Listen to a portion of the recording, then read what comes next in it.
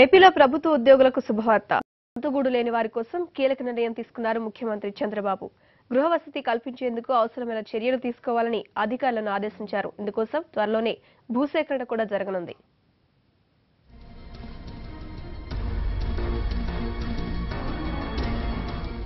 ప్రభుత్వ ఉద్యోగుల సంక్షేమం కోసం ఏపీ సర్కార్ కీలక నిర్ణయం తీసుకుంది.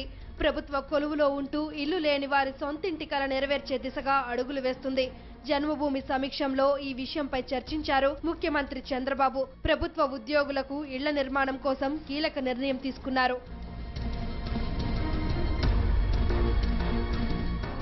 సర్కారు ఉద్యోగం చేస్తూ ఎవరికైతే సొంతిల్లు లేదో అలాంటి వారికి గృహ వసతి కల్పించేందుకు చర్యలు తీసుకోవాలని అధికారులను ఆదేశించారు చంద్రబాబు.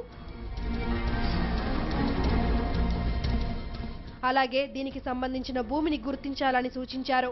మండల డివిజన్ స్థాయిలో అవసరమైన భూసేకరణ చేపట్టనున్నారు. అందులో అపార్ట్మెంట్లు కట్టించి ఉద్యోగులకు ఫ్లాట్లు కేటాయించాలని భావిస్తుంది ఏపీ ప్రభుత్వం. ఇందుకోసం త్వరలోనే విధి విధానాలు ఖరారు చేయాలని ఉన్నతాధికారులను చంద్రబాబు ఆదేశించారు.